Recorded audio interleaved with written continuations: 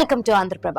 కాపు ఉద్యమ నేత ముద్రగడ వైసీపీలో చేరడం అధికారికమైంది. వైసీపీ ముఖ్య నేతలు కిర్లంపూడిలో ముద్రగడను కలిశారు. పార్టీలోకి రావాలని ఆహ్వానించారు. ముద్రగడ సమ్మతించారు. తన అనుచర వర్గంతో సమావేశమయ్యారు. గౌరవించే వారితోనే కలిసి పనిచేద్దామని ప్రకటించారు. ఎన్నికల్లో ఖచ్చితంగా రాజకీయం చేస్తామని వెల్లడించారు.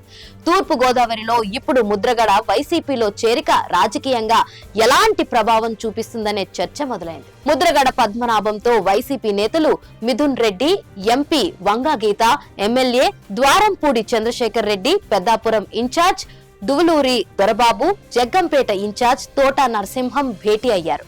సుదీర్ఘ మంతనాలు జరిపారు. వైసీపీలో చేరటానికి ముద్రగడ అంగీకరించారు. ఈ నెల 10న అమావాస్య తర్వాత వైసీపీలో చేరిక పైన ప్రకటన చేయనున్నారు. ముద్రగడ కుమారుడికి కీలక పదవి ఇవ్వడంతో పాటుగా ముద్రగడకు తగిన ప్రాధాన్యత ఉంటుందని పార్టీ నేతలు హామీ ఇచ్చారు. ముద్రగడతో జరిగిన చర్చల గురించి ఎంపీ మిథున్ రెడ్డి స్పష్టత ఇచ్చారు. సీఎం జగన్ ఆదేశాలతో ముద్రగడను కలిశామని చెప్పారు. ముద్రగడను వైసీపీలోకి ఆహ్వానించామని వెల్లడించారు.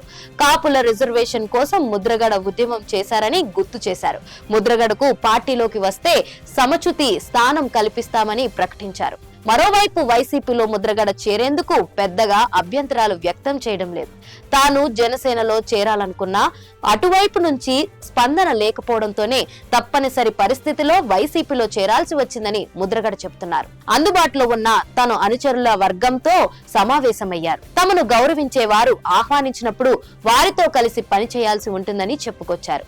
ఎన్నికల సమయంలో ఖచ్చితంగా రాజకీయం చేస్తామని ముద్రగడ వ్యాఖ్యానించారు. దీంతో టీడీపీ జనసేన కూటమి గోదావరి జిల్లాల్లో భారీగా ఆశలు పెట్టుకున్న సమయంలో ముద్రగడ చేరిక వైసీపీకి ఏ మేర కలిసి వస్తుందనేది ఆసక్తికరంగా మారుతుంది.